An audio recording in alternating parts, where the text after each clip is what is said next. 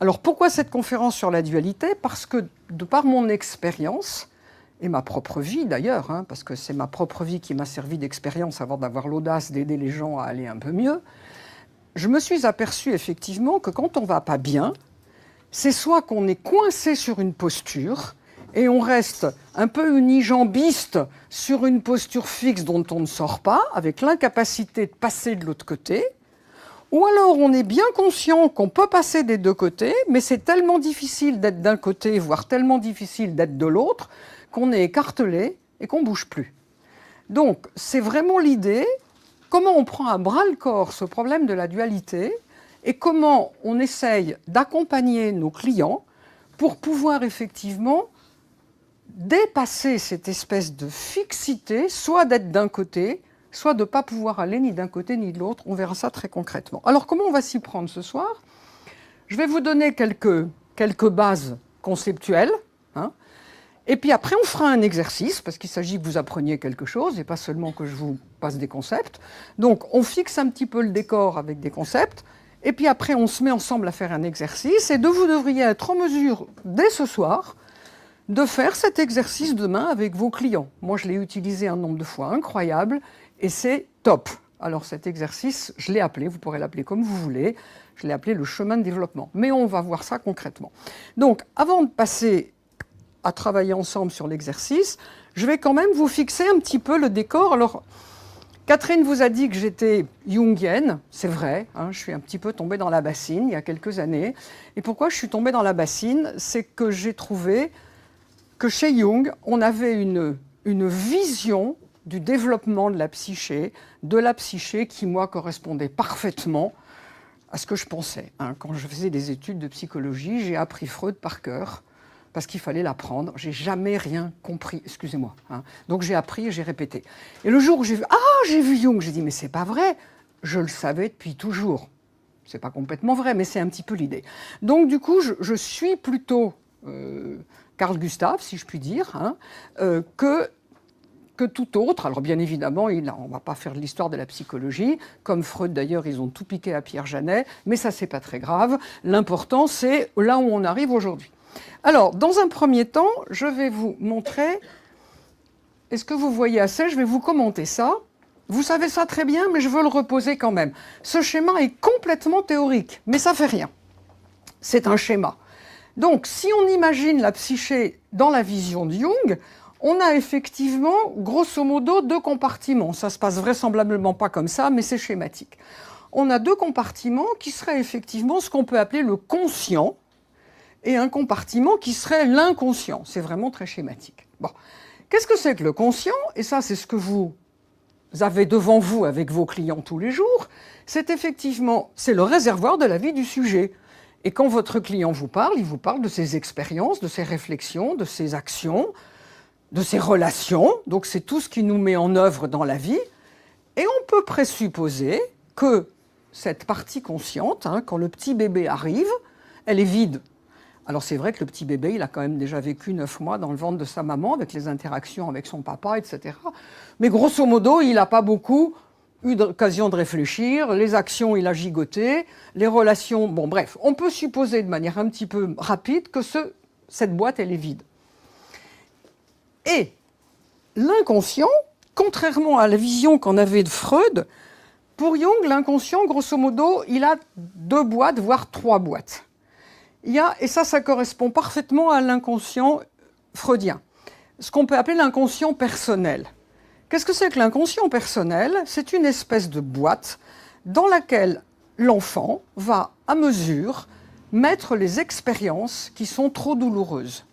C'est-à-dire ce que je ne peux pas supporter, je vais faire comme si ça n'existait pas et je vais le coller dans cette boîte. Alors, première chose intéressante à comprendre, si je vais mettre dans cette boîte des choses qui n'existent, que je veux ne plus exister, qui pourtant ont existé, elles ont une énergie. C'est-à-dire ces souvenirs, les émotions attenantes à ces souvenirs, dont je ne veux plus me souvenir, que je ne veux surtout pas revivre, elles ont une énergie. Ok, donc je les colle. Vous savez, c'est comme si je mettais un petit chaton dans la poubelle. Hein. Le petit chaton dans la poubelle, il ne va pas rester tranquille au fond de sa poubelle. Hein. Et le jour, si je ne le nourris pas, le jour où je vais ouvrir la poubelle, yo, mon chaton, il va me sauter dessus. Bon. Donc, cet inconscient personnel, on est déjà dans l'explication de la dualité. On verra ça au slide suivant. Donc, on a déjà une dualité entre la partie consciente et la partie inconsciente. Je continue. J'ai une boîte qui est l'inconscient personnel. OK. Donc, on peut supposer que cette boîte-là, elle est vide à la naissance, puisque le petit bébé, il n'a encore rien vécu, il n'a pas eu l'occasion de mettre des choses, pardonnez-moi pour l'expression, poubelle. Par contre, ce qu'on peut appeler l'inconscient familial, et là, vous avez tous entendu parler de ces outils tout à fait intéressants, hein, qui sont les outils transgénérationnels qu'on entend de plus en plus parler. Il se passe qu'effectivement, la chose suivante, c'est que je suis l'héritière d'une lignée. J'ai des parents, des grands-parents, des arrière-grands-parents avec une histoire. Et cette lignée, elle a laissé une trace dans ma constitution psychique. Et c'est effectivement pas neutre d'avoir eu des arrière-grands-parents qui ont vécu des choses traumatisantes ou au contraire qui ont vécu des choses extrêmement plaisantes. Et tout ça, quand j'arrive à la vie, eh ben, il y a déjà une trace de ça. J'oserais pas dire que c'est plein, mais il y a déjà quelque chose. Et alors là, c'est le grand... Jung n'a pas parlé d'inconscient familial. Hein. Jung, il a parlé d'inconscient collectif. Et ça, c'est la grande découverte de Jung.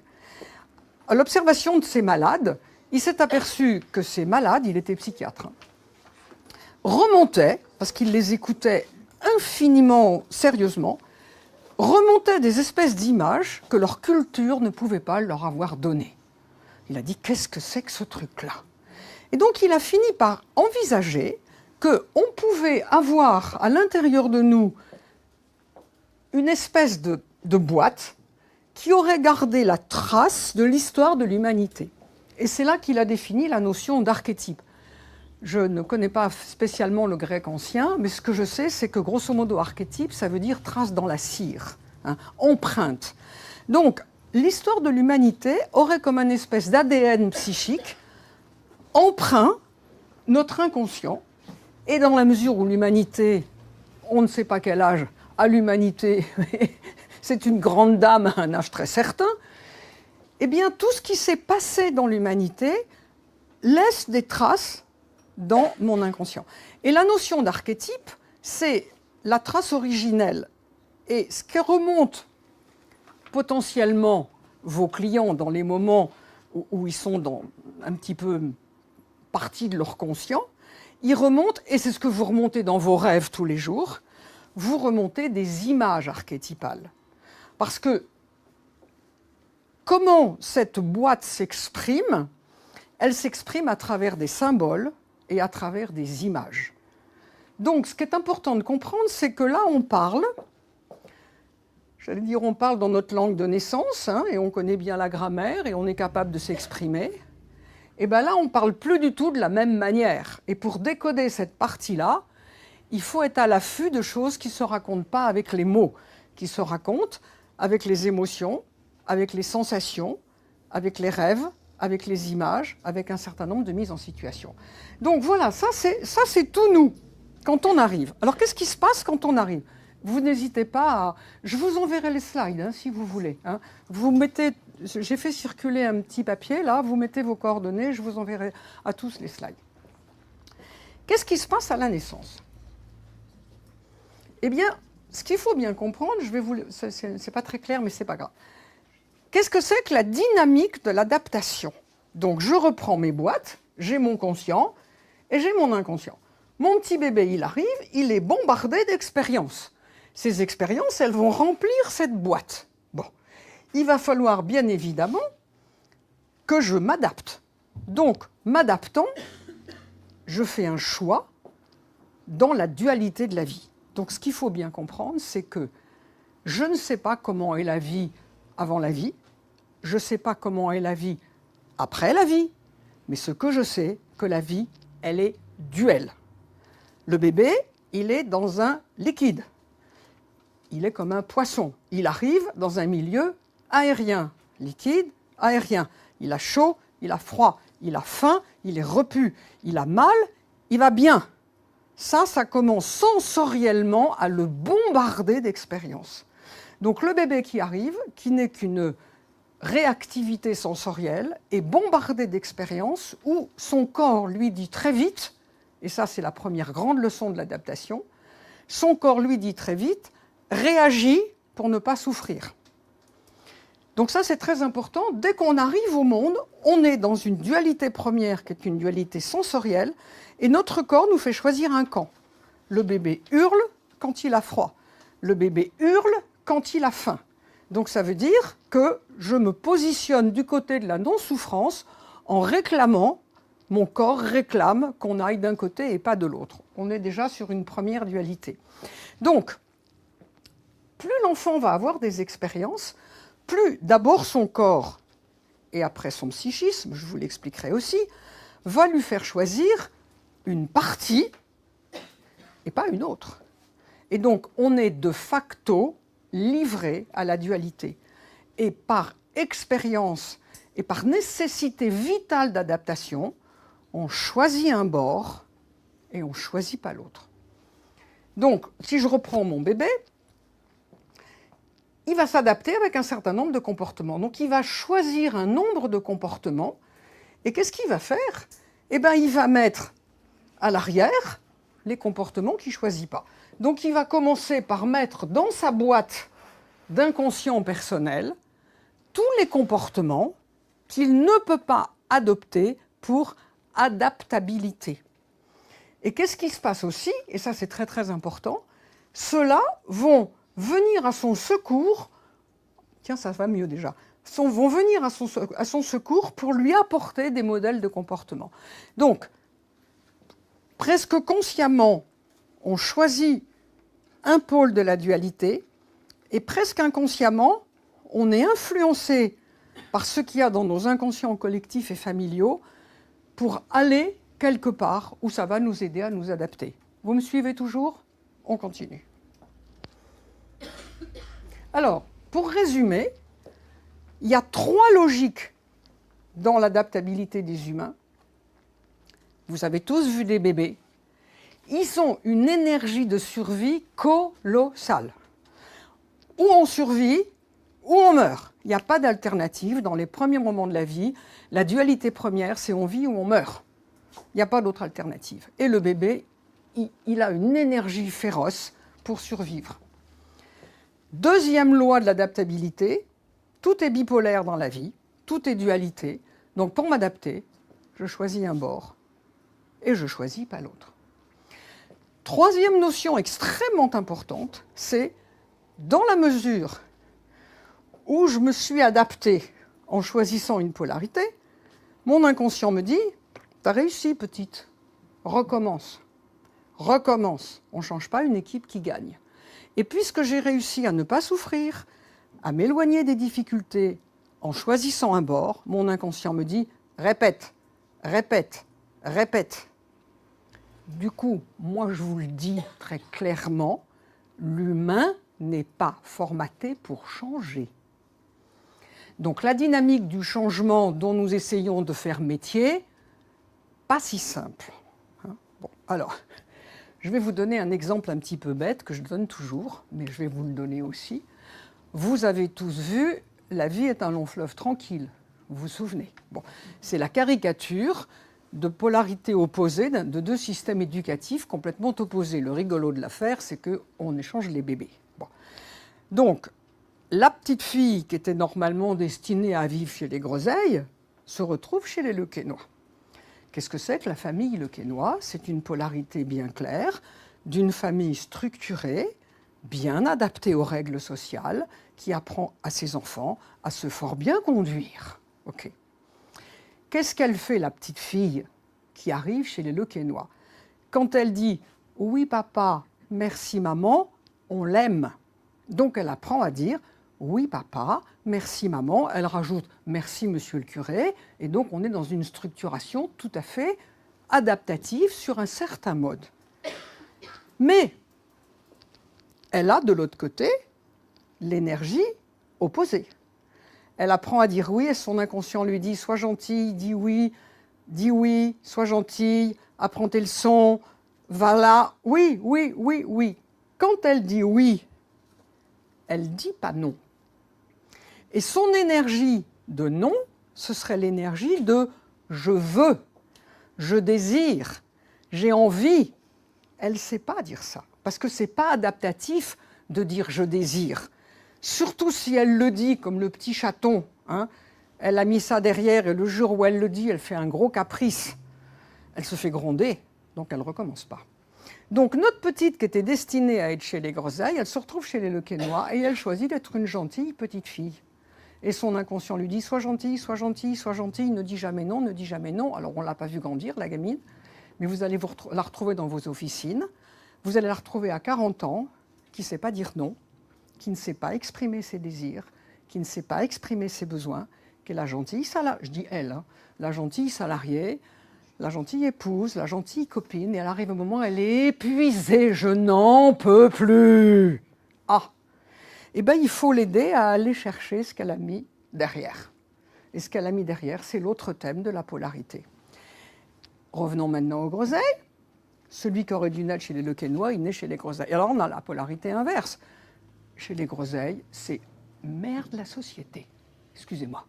Nous, on s'en fout des règles sociales. Nous, on vit comme on a envie de vivre. Si on a envie d'avoir de l'argent, on pique dans le sac des vieilles dames.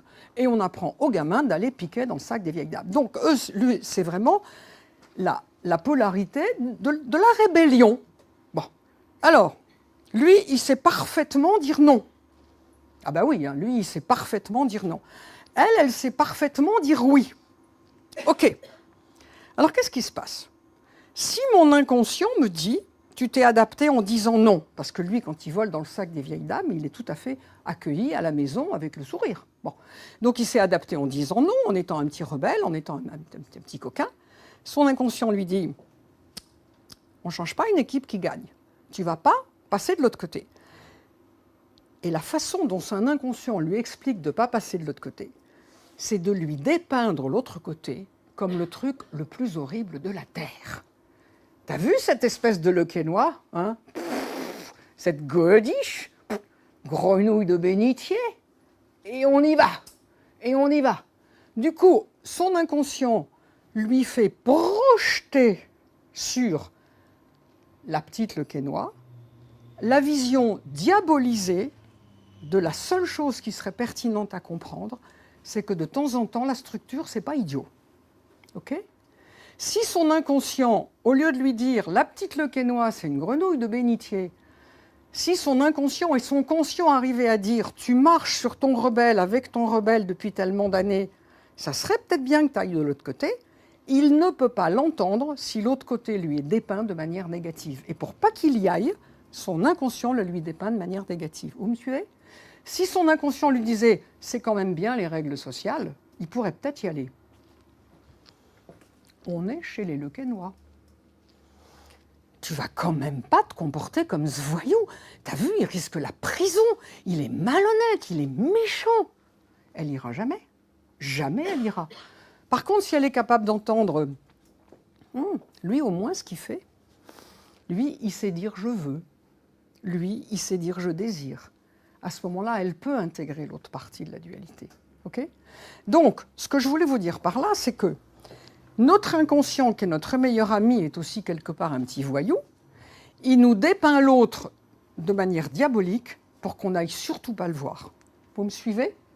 Alors, et du coup, je continue.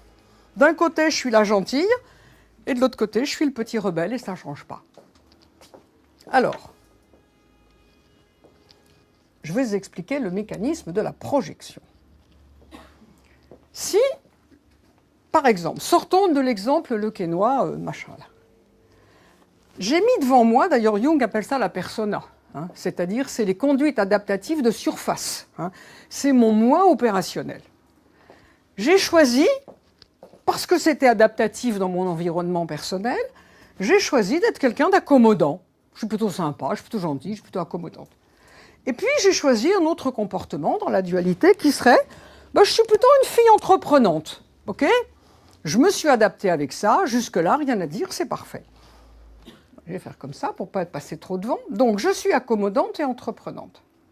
Ça veut dire que le modèle que j'ai mis en arrière, dans ma boîte à poubelle, là, hein, j'ai mis le modèle opposé de l'accommodant. est-ce que vous êtes d'accord avec moi? Le modèle opposé de l'accommodant, ce serait le combatif. Là, on est dans une véritable dualité. Je peux être accommodant et combatif. L'entreprenant, j'ai mis derrière l'autre, qui est le patient. Là, on a véritablement les deux facettes de la dualité. Mais ça ne se passe pas comme ça. Lui dit, tu vas continuer à être accommodant, tu vas continuer à être entreprenant. Il ne faut pas que tu changes, il ne faut pas que tu bouges parce que c'est comme ça que tu t'es adapté. Ceci dit, entre parenthèses, la différence entre notre conscient et notre conscient a la notion du temps qui passe, notre inconscient n'a pas la notion du temps qui passe. Pour notre inconscient, on a 6 mois, 4 ans. Bon, et depuis, il s'est quand même passé des choses. Ok, lui il dit, tu vas pas utiliser ces machins-là. Et pour pas que je les utilise, qu'est-ce qu'il fait le voyou? Alors vous ne le voyez pas. Là, il y a marqué agressif, c'est-à-dire qu'il me dit non, tu ne vas pas utiliser le combatif, parce que si tu utilises le combatif, tu vas devenir agressive. Et tu ne vas pas utiliser le patient, parce que si tu utilises le patient, tu vas devenir ramolli. Comment voulez-vous que dans mon système de valeurs, j'accepte de devenir agressive et ramollie? Jamais de la vie. Donc je ne bouge pas. Ok? Alors pour que ça sorte, mon combatif et mon patient, qui sont comme mon petit chat dans la poubelle, pour que l'énergie sorte, qu'est-ce qu'elle fait? Eh bien, vous allez voir ce qu'elle fait. Ça, c'est mon combatif et mon patient que je ne peux pas sortir, donc je le sors en agressif et en ramolli. Et je lui balance espèce d'agressif. Pendant ce temps-là, lui, il a fait la même chose, mais dans l'autre sens. Donc lui, il a mis son combatif devant et son accommodant derrière. Et qu'est-ce qu'il fait pour sortir son accommodant sans bouger de son combatif? Il me traite de pleutre. Et là, on rentre dans une dynamique relationnelle extrêmement efficace. Je le traite d'agressif et il me traite de pleutre. Ou si je ne le traite pas d'agressif, je le juge comme un agressif et il me juge comme une pleutre. Et rien ne bouge. Vous me suivez toujours? Ça s'appelle le mécanisme de la projection.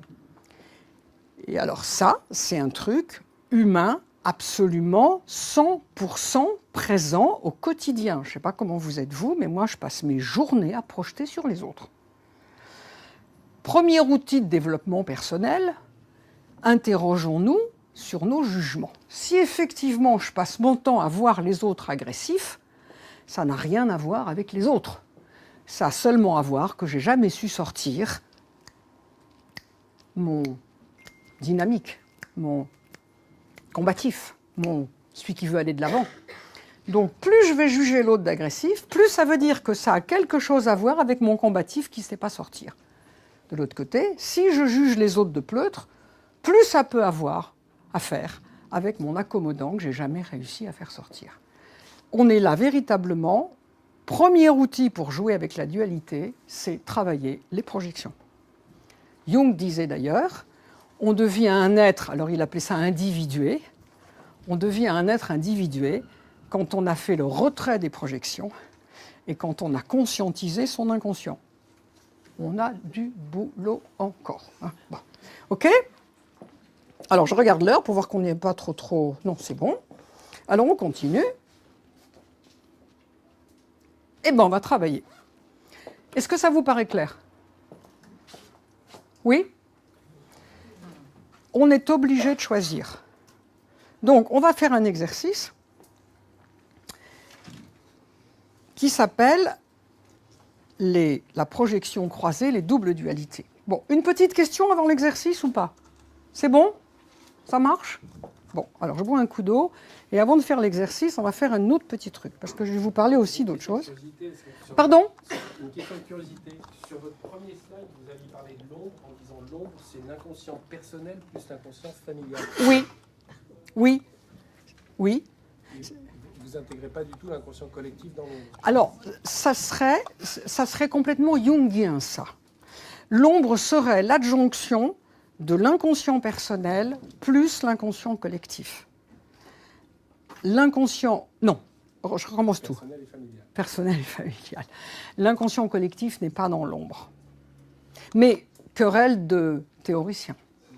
Est-ce que ça vous choque? Non, non, non, c'était une question de curiosité, pour clarifier. Alors, je vais vous dire pourquoi je pense que c'est vrai. On va prendre 2 minutes là-dessus. Faire remonter les contenus de l'inconscient personnel et de l'inconscient familial, ça fonctionne très bien avec le mécanisme de projection.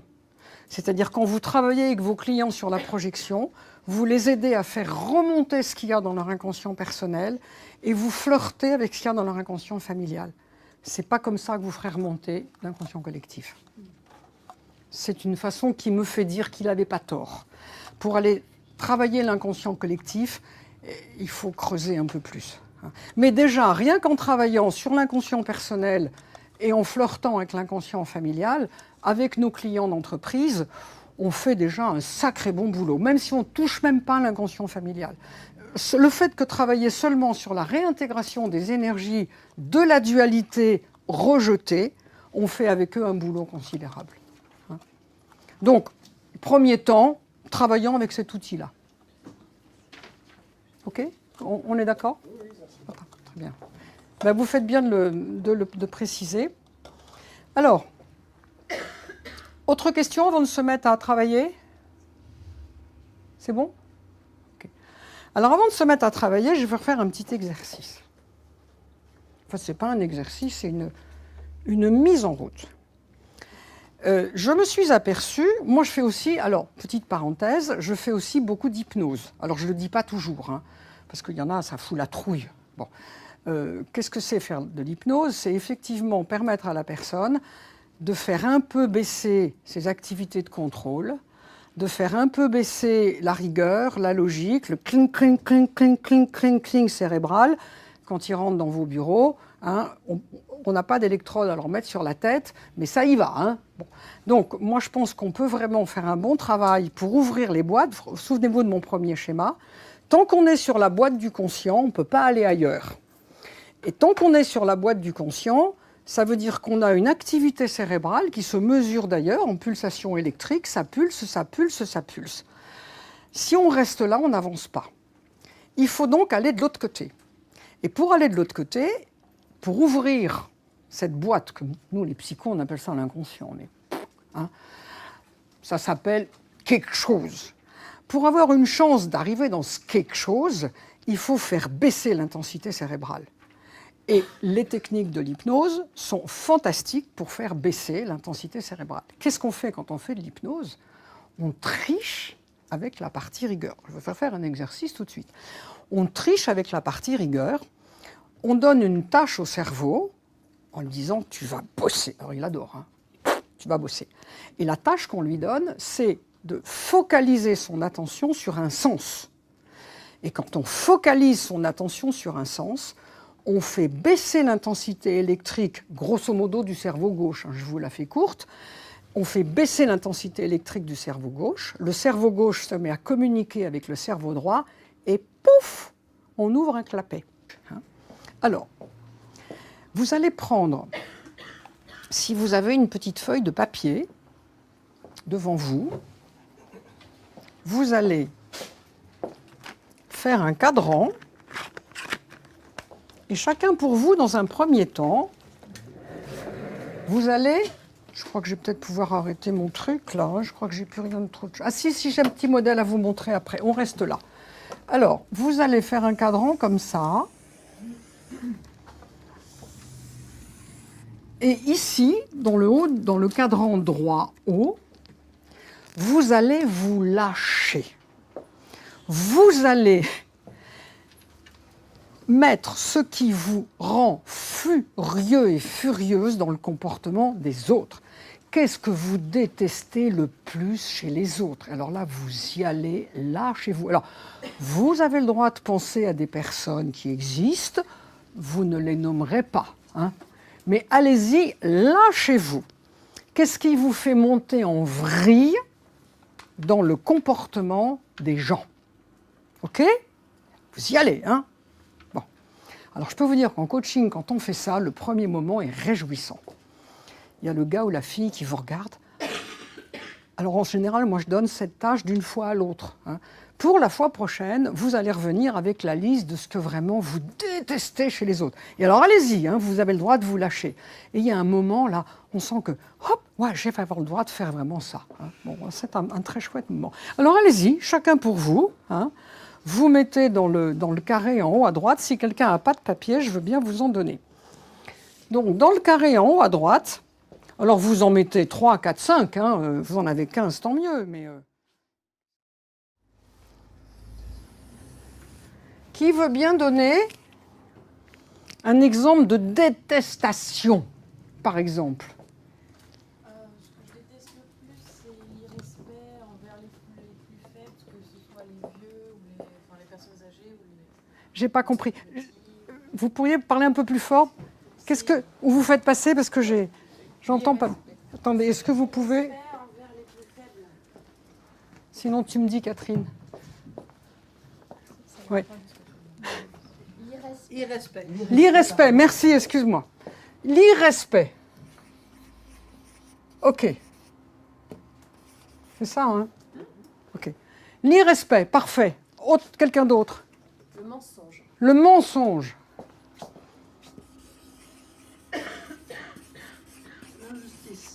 L'injustice. L'injustice. L'injustice. La mauvaise foi. La mauvaise foi. La radinerie. La radinerie. Allez, encore un. Les mâchouilleurs de chewing-gum. On dit ça? On dit ça? Allez, on y va. Pour changer un peu, les mâchouilleurs de bubblegum. OK? OK. On commence par ça. Alors, ça, c'est franchement ce que vous détestez. C'est insupportable. Vous avez raison, d'ailleurs. L'irrespect, c'est insupportable. Le mensonge, c'est insupportable. L'injustice, c'est insupportable. La mauvaise foi, la radinerie et les mâchouillements de chewing-gum. Puisque vous détestez ça, mes bons amis, c'est que dans ma famille, le quénois, ma famille machin, là, votre système de valeurs, il est à l'inverse, légitimement. Donc, si vous détestez ça, c'est que vous voulez vous comporter à l'inverse. OK?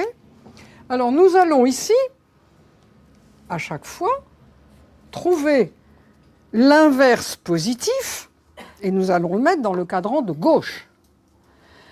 L'inverse, vous pouvez... Non, mettez si vous voulez, mais après, vous allez faire l'exercice pour tous les vôtres. Hein. Vous pouvez prendre le commun, mais vous allez faire l'exercice pour tous les vôtres.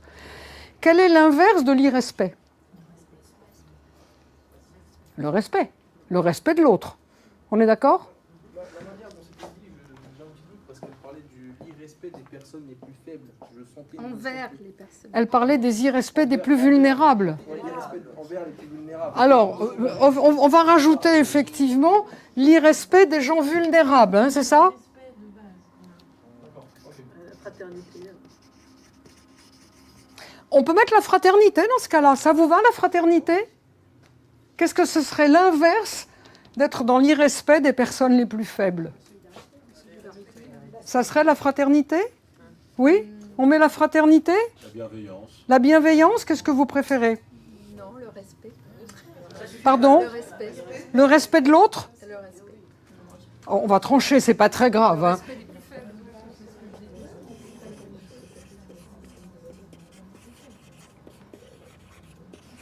On va garder sa nuance, le respect du plus faible. Le mensonge? La vérité. La vérité. L'injustice?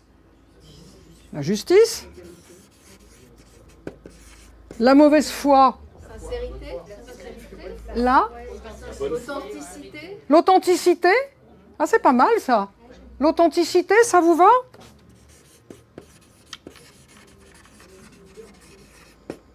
La radinerie? La générosité?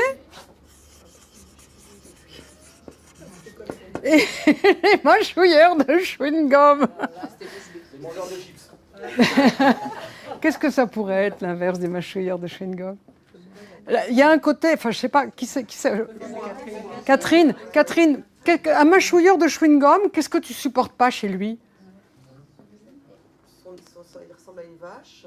Oui, il est vulgaire. Il est un peu vulgaire. Il est vulgaire. Hein. Voilà, il y a une idée de vulgarité derrière la mâchouillerie de chewing-gum. Mais bon. Voilà. Et alors, l'inverse, qui serait l'inverse de la vulgarité, ce serait quoi? L'élégance, mais absolument, ça serait l'élégance. Excusez-moi, une dame élégante ne mâchouille pas du chewing-gum quand même. Bon, l'élégance. En tout cas, en public. OK. Alors là, mes amis, c'est votre système de valeurs. Et là, je ne peux dire que bravo. Il n'est absolument pas à remettre en question, jamais. Vous êtes merveilleux dans l'idée de respecter le plus faible, d'être dans la vérité, dans la justice, dans l'authenticité, dans la générosité et dans l'élégance. Bravo. OK. Donc, votre inconscient vous dit, mon petit coco, ma petite cocotte, il s'agit que tu ne sortes pas de ce schéma. Et que pour ne pas sortir de ce schéma, il y a un truc vachement intéressant à faire, c'est ne faire que ça. Vous me voyez arriver avec mes gros sabots. Donc, dans cette case-là, on va mettre, si je fais ça tout le temps, à l'excès, ça va donner quoi? Si je ne suis que dans le respect des plus vulnérables. Qu'est-ce que ça peut être? Une abnégation, c'est exactement ça. Je suis dans l'abnégation. Je suis une formidable mère Teresa. Je suis dans l'abnégation. J'aurais pu mettre une autre couleur, mais je suis partie sur mon bleu. Si je dis la vérité tout le temps, bah écoutez monsieur, hein, je suis le toubib, vous avez un cancer gravissime, c'est très très grave, dans 3 semaines, vous êtes mort. J'ai dit la vérité. Hein. Merci. Je crois que j'en avais d'autres, merci beaucoup. Alors attends, je vais mettre en noir là, en fait. Ce qui serait bien, c'est de mettre en noir. Donc je suis dans l'abnégation. Si je dis tout le temps la vérité, je suis dans quoi? Je peux être dans la brutalité, dans la gaffe et dans la brutalité. Oui, oui, je peux être un peu brute de décoffrage. Hein. On va mettre brutalité. Hein. OK. Si je suis tout le temps dans la justice, qu'est-ce qui se passe? J'essaye d'être sans arrêt juste, sans arrêt juste, sans arrêt juste. Ah ben ça, c'est sûr que c'est pas léger. Hein. Il y a aussi une conséquence, c'est que je ne décide jamais. Je suis dans l'incapacité de décider. Puisque lui, il a raison, lui, il a raison, lui, il a raison, lui, il a raison, lui, il a raison, lui, il a raison, et tout le monde a toujours raison si je suis dans la justice. Donc je suis dans l'incapacité de décider. Vous n'êtes pas d'accord? Pour moi, c'est plutôt quelqu'un c'était rigide. C'est plutôt mon système de valeurs qui dit... Eh bien, on peut mettre ça. Et on est raide. Vous préférez la raideur? C'est vous qui choisissez. Hein. Vous apportez, moi, m'ouvre, en tout cas... On prend pour la raideur? Ce que vous avez dit apporte autre chose. J'aurais jamais pensé ça. L'absence de décision? L'absence de décision. Eh bien, mettez-le dans un coin pour une autre fois. On va mettre raideur. Hein. Je suis raide. Si je suis tout le temps dans l'authenticité, on n'est pas loin de la vérité, mais il y a une petite nuance. Oui, oui. Et bien surtout, on est... Alors, il y a une conséquence un peu comme celle de tout à l'heure, je deviens sacrément vulnérable. Hein. Je suis très vulnérable, vous êtes d'accord? On est manipulable, tiens, manipulable. OK. Quand je suis généreux sans arrêt d'être généreux, qu'est-ce qui se passe? Eh ben, je m'oublie. On est dans l'oubli de soi. Si je ne pense qu'aux autres, je ne pense plus à moi. Vous êtes d'accord? Vous pouvez ne pas être d'accord. Hein.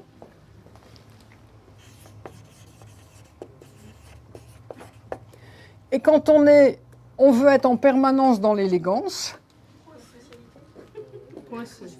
on est... Oui, superficiel.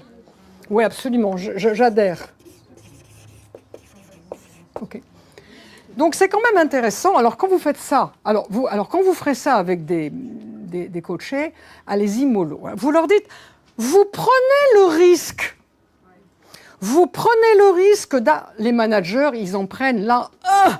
Vous voulez être comme ça avec vos collaborateurs et vous prenez le risque d'être dans l'abnégation, dans la brutalité, dans la raideur, d'être manipulable, d'être dans l'oubli de vous et d'être dans la superficialité. Ben là, ils en prennent un coup. Hein. Ils veulent être comme ça et ils sont des fois perçus comme ça. Et souvent, ce qui est intéressant de leur remettre devant le visage, c'est qu'ils risquent d'être perçus comme ça, alors qu'ils pensent se comporter comme ça. Et là, il y a un grand moment d'interrogation qui est extrêmement propice. Donc nous sommes là, devant une dualité inintégrable. C'est-à-dire, c'est la dualité extrême dont je vous parlais en début de conférence. Si je vais d'un côté, ce n'est pas possible, je ne peux pas aller là. Et si je vais de l'autre côté, ce n'est pas possible non plus. Et là, je suis figé. C'est la dualité mortifère, impossible, bloquante. C'est la dualité de la projection maximum. Alors, ça correspond au « ou ». Vous savez, souvent en coaching, moi je dis aux gens, vous savez, ce n'est pas la peine qu'on se voit 10 séances. Hein. Je vais vous faire un petit schéma et vous allez pouvoir repartir tout de suite. Il reste quand même, hein. Bon. Je dis voilà, tout ce que je veux vous dire, c'est ça.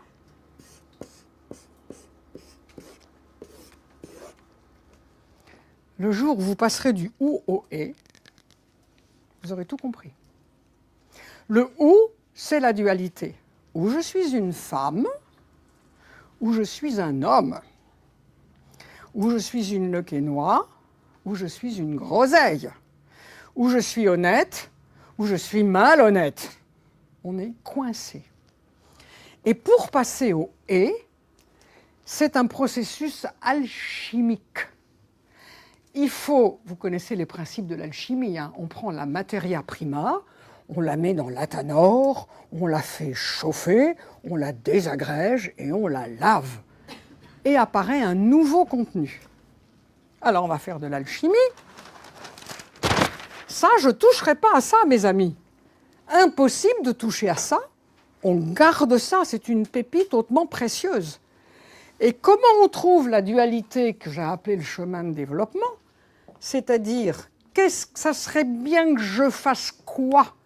Qu'est-ce que je m'autorise à faire pour être dans la dualité possible, sans être raide par rapport à ça? Eh bien, c'est de prendre ça, elle est là, l'alchimie. Je prends l'irrespect des gens vulnérables et je la lave pour voir ce qu'il y a de positif derrière. Alors là aussi, vous avez un moment difficile avec vos coachés. Hein. Comment peut-on voir du positif dans l'attitude de l'irrespect des faibles? Eh bien, on y va. Qu'est-ce qu'il y a de positif derrière le fait de ne pas respecter les faibles? Ça va être costaud, mais on va y arriver. Hein. C'est De pas les ménager. Oui, De les mettre dans la sécurité. absolument. Exactement. C'est pas les ménager. C'est d'oser. Hein, comment est-ce qu'on pourrait appeler ça? C'est de j'ai pas compris. Leur donner le pouvoir d'agir. Donner le pouvoir d'agir. J'aime bien ça. On prend. C'est responsabiliser. Responsabiliser. C'est ça, respecter. Ouais. Responsabiliser. OK. Qu'est-ce qu'il y a derrière le mensonge? Lavons le mensonge. La diplomatie. Merci Catherine. La diplomatie.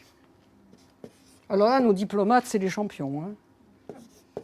Le sens politique. La diplomatie. Qu'est-ce qu'il y a derrière l'injustice? Mais la compréhension. Là, La compréhension. la compréhension. Avec mon idée, il y a la décision. Je tranche. Le courage. On met le courage, tiens. J'aime bien ça. C'est vous? Allez, on met le courage. Oh, on s'en fout de qui c'est, pardonnez-moi. Hein. Je mets ma décision quand même. Hein. Excusez-moi. Je me la place. Derrière la mauvaise foi, Il y a l'humour. Oui, La protection. et la protection. Hein. Derrière si je suis de mauvaise foi, quelque part, il y a l'habileté. C'est un peu malin. Hein. C'est pas malin d'avoir de la mauvaise foi? C'est vachement malin. C'est habile, c'est protecteur. Hein. On dit habile, protection, habileté. Parfois, ça peut un peu désarçonner aussi, ça peut faire rire. Ton mauvaise foi. Pardon? Ton mauvaise foi, ça peut désarçonner, ça peut faire rire. On met de l'humour. Allez, on met l'humour. On peut se mettre tout ça. Hein. Bon, ok. La radinerie. C'est l'économie. Bah oui, c'est l'économie. Et puis je pense à moi. Hein. Être radin, c'est que je ne veux pas trop dépenser. Je me garde pour moi. Hein. C'est l'économie, c'est la préservation, c'est l'économie.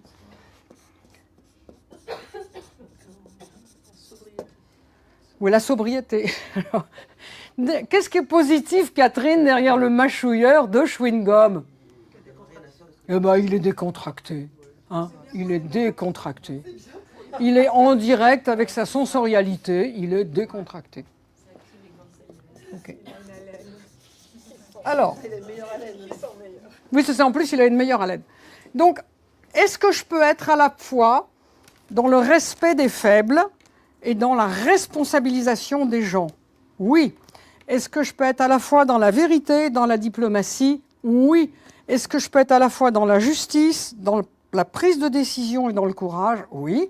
Est-ce que moi, je dis oui, hein, vous avez le droit de dire non. Hein. Est-ce que je peux être à la fois dans l'authenticité et dans l'habileté, dans l'humour? Est-ce que je peux être dans la générosité et dans l'économie? Il y a un moment, je ne donne plus, parce qu'il faut que je préserve. Hein. Alors là aussi, hein, vous allez jouer avec ça. Hein. Les gens qui bossent, qui donnent de même jusqu'à être à la limite du burn-out, c'est intéressant de leur mettre ça sous le nez. Et je peux être, ma chère Catherine, à la fois dans l'élégance et une certaine forme de décontraction. Donc là, C'est limite. c'est bon là, hein? Bon. Donc ça s'appelle la dualité possible, positive, intégrable. Et effectivement, si la petite Le Quesnoy apprend à dire « j'ai envie », et si le petit Groseille, il apprend quelques règles de conduite, eh ben, ça ne serait pas si mal que ça. Hein.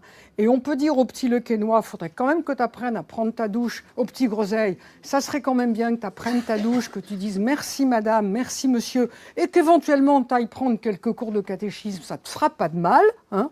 Et on peut dire à la petite Le Quesnoy, eh ben, tu sais, ça serait quand même bien que tu oses dire maman, j'aime pas le jus d'orange, je préfère le jus de pomme. Hein. Ou le chewing-gum. J'aimerais bien manger du chewing-gum. Bon, ok. Donc, là, on est là, véritablement, sur ce que j'ai appelé le chemin de développement, qui est déduit de ce chemin de projection extrême, qui est une dualité enfermante. Et ça, c'est une dualité ouvrante. Ok ? Donc là, on travaille sur les projections et on permet à l'autre d'aller faire un pas du côté où, a priori, il ne peut pas aller parce que son inconscient lui dit « si tu vas là, tu es vraiment un mauvais garçon ou une mauvaise fille ». OK ? Comme ça, enfin, j'écoute là mon ressenti pour le coup. Je me dis, c'est pas Vous seulement- n'êtes pas loin, donc on peut vous donner le micro, ma chère. Non, je me dis juste que c'est pas seulement l'inconscient. Là, ce que je sens, c'est qu'intellectuellement, Oui. je suis absolument d'accord, qu'intellectuellement, je peux faire ce pas de côté, mais que dans mes tripes, il y a un truc qui monte là, qui est super raide Ouais. par rapport au système de valeurs. Oui. Alors justement, alors là, c'est là le boulot que vous allez devoir faire dans un deuxième temps. Dans un premier temps, vous allez faire adhérer vos gens, si je puis dire, intellectuellement. Et puis après, vous allez leur dire, qu'est-ce qui se passe là, hein? Qu'est-ce qui se passe là, hein?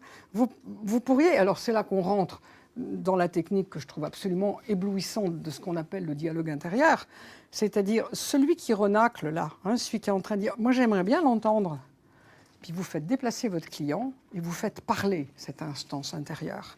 C'est-à-dire que vous mettez en scène les porteurs des dualités. Et là, vous allez entendre, j'imagine, vous allez dans votre prénom ? Françoise. Vous allez imaginer Françoise qui va s'entendre dire avec une voix mais absolument extraordinaire, son système de valeurs va se mettre à parler.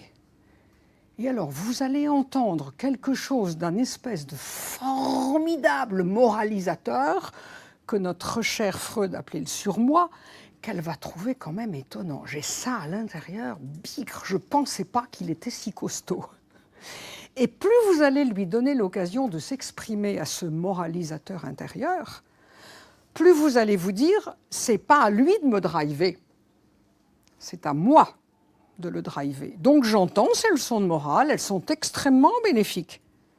Mais moi, je fais ce que je veux, parce que j'ai plus 4 ans, et on n'a plus à me dicter ma conduite, parce que maintenant, je sais traverser la rue toute seule. Donc je t'entends, grand moralisateur, merci d'avoir été là parce que tu m'as permis de faire des bonnes études, de ne pas me faire houspiller, etc., d'avoir une conduite sociale extrêmement positive, mais maintenant, s'il te plaît, va un peu au Club Med, hein. Moi je suis une grande fille, je sais me conduire. Hein, vous voyez ? C'est très bien. Ben voilà, j'ai répondu à votre question ? Voilà. Alors le premier temps, il est quand même conceptuel. Hein. On comprend d'abord, hein, enfin, moi je dis qu'on ne peut pas changer, si on se contente de comprendre. Il faut d'abord comprendre, et après, il faut que ça descende dans le corps. Tant que ce n'est pas descendu dans le corps, le changement, il ne peut pas s'installer. Et la seule façon de descendre dans le corps, c'est de faire expérimenter par le corps. Alors, c'est une technique, il y en a d'autres. Hein. Bon. Mais ce que vous avez dit est vraiment très précieux. Quand vous dites « je sens dans le corps qu'il y a quelque chose qui résiste », ça, c'est une parole vraie. Parce que le corps ne ment jamais. Hein. Donc, si ça vous titille là, c'est que bigre, il y a une énergie qui est là, qui ne veut pas se laisser comme ça faire. Donc on l'accueille. En coaching, vous prenez tout ce qui vient. Tout ce qui vient. Parce que tout ce qui vient est bon à prendre. On prend, on respecte, on accueille, on amplifie, et la personne, après, elle fait son miel. On y est ? Alors. Attends, excuse-moi, je ne t'entends pas là. Il faut que tu t'approches parce que j'ai... L'ordre dans lequel tu as fait travailler les cadrans, c'est toujours celui-ci. Tu commences par ce qu'on déteste. Donc oui, alors tu commences par ce qu'on déteste parce que c'est le plus ludique. Donc tu fais droite, gauche, système de valeurs, en bas, exagération du système de valeurs, et après tu retournes là et tu descends. 1, 2, 3, 1, 4. OK ? Le protocole pour passer de 1 à 4, c'est de dire quoi ? Bah, si vous voulez, une fois qu'on s'aperçoit que là, on est dans un système enfermé, qu'est-ce qu'on fait ? Qu'est-ce qu'on fait ? Le seul cadran qu'on a le droit de garder intact, c'est celui-là. Donc, retourner la projection, c'est dégonfler la projection. Donc là, on retourne à la projection et on la dégonfle. Qu'est-ce qu'il y a derrière la projection ? C'est le lavage de la projection. C'est, vous savez, donc, si je le traite d'agressif, ce n'est pas son problème. Lui, il n'est pas spécialement agressif. Qu'est-ce qu'il y a de positif derrière l'agressivité ? Il y a la combativité. Donc, si je l'accuse d'être agressif, c'est ma combativité que je ne veux pas voir. Donc, j'accueille le fait de le trouver agressif. Je donne toujours un exemple idiot. Je ne suis plus une très très jeune fille, n'est-ce pas ? Alors, 2 postures. Je vois arriver au fond de la salle, là, une délicieuse créature de 25 ans, n'est-ce pas ? Avec une mini-jupe, comme dit mon mari, ras la salle de jeu. Et je la regarde en disant « Waouh, quelle vulgarité cette gamine! Mais comment elle se comporte? Mais c'est un scandale qu'elle mette des mini-jupes! » Waouh, cocotte! Qu'est-ce qui t'arrive là? Tu es en train de monter dans les tours. Mini-jupe, la jeune fille, dis donc, tu n'es pas en train de dire que parce que tu as l'âge que tu as, toi, tu ne peux plus en mettre des mini-jupes. Ok, je vous refais le film. Je suis à l'aise. J'ai vécu ce que j'avais à vivre. Hein. J'ai mis des mini-jupes à mon époque. Tranquille. Waouh, mais qu'est-ce qu'elle est belle, cette gosse. Mais que c'est génial. Mais qu'elle a du pot de mettre encore des mini-jupes. Voilà. Quand il y a un décalage entre le fait, mettre des mini-jupes, ça ne veut rien dire. Bon. Si moi, avec ce fait qui ne veut rien dire, j'en fais un wagon, comme on dit, c'est mon problème, ce n'est pas le sien. Donc, dès que vous avez un décalage émotionnel entre le fait et votre réaction au fait, c'est vous qu'il faut aller regarder. Si je trouve tout le monde menteur, c'est que je ne sais pas, moi, je suis raide. Donc, je vais apprendre la la souplesse. Je vais être diplomate. Je dirais à mon patient, si je suis médecin, les résultats ne sont pas formidables. On a quand même un petit souci. On a un petit souci, mais on va mettre un truc en place. Voilà, et vous allez vous y mettre, et on va vous y mettre, et on va vous accompagner, et vous allez voir, et ça va aller. Ben, je lui mens, mais peut-être que je lui sauve la peau. Alors si je lui dis, mon pauvre mamie, vous êtes mort dans 3 mois, alors ça c'est la suggestion négative, ben, je ne vais pas l'aider à guérir. Hein. Bon, bref, ok? Alors, est-ce que vous êtes d'accord? Vous allez vous mettre 2 par 2, et vous allez d'abord 2 par 2, essayer de faire le truc pour vous, au moins sur 2, 3, pas forcément sur tout. Hein. Donc vous repartez de là, de ce que vous avez noté, 2 par 2, vous trouvez ça, vous appuyez dessus pour voir ce que ça donne quand vous appuyez dessus, vous retournez là et vous faites ça. On fait ça? Et vous vous challengez, hein? Vous le faites sur 2, 3, hein? C'est pas forcément le fait de... Mais faites-le vous pour bien voir à quel point c'est... bon, hein, c'est quand même... ok? Allez.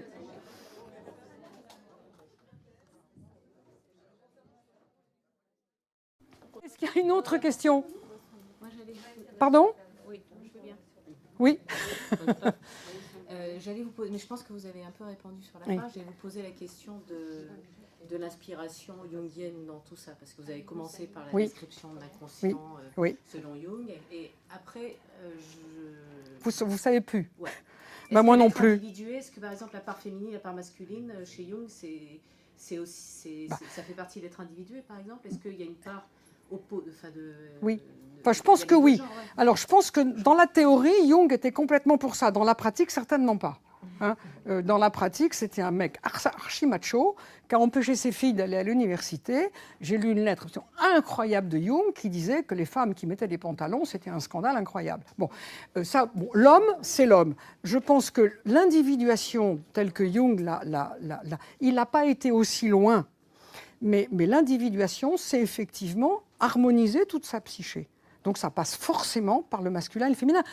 Si vous travaillez avec la typologie jungienne, vous l'avez sexuée, la typologie jungienne? Moi, je ne sais pas faire. Hein. Moi, je ne sais pas faire. Qu'on soit T ou qu'on soit F, on n'est pas plus mec que fille. Moi, j'ai vu des tas de filles T, des tas de mecs F. Excusez-moi, NS, c'est pas plus féminin que masculin. Enfin, aucune des fonctions jungiennes n'est typée sexuellement. Donc je pense que Jung avait ça dedans.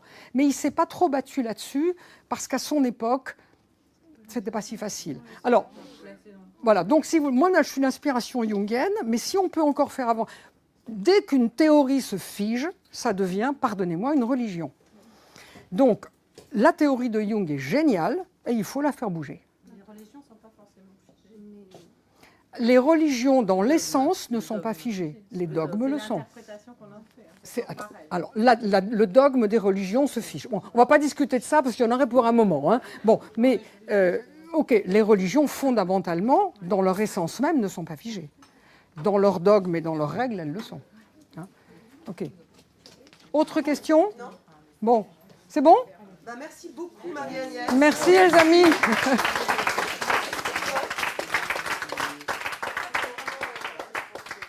Donc la suite au prochain numéro, prenez une petite doc, c'était fait pour vous, laissez vos coordonnées, pardon, il y a des livres, etc.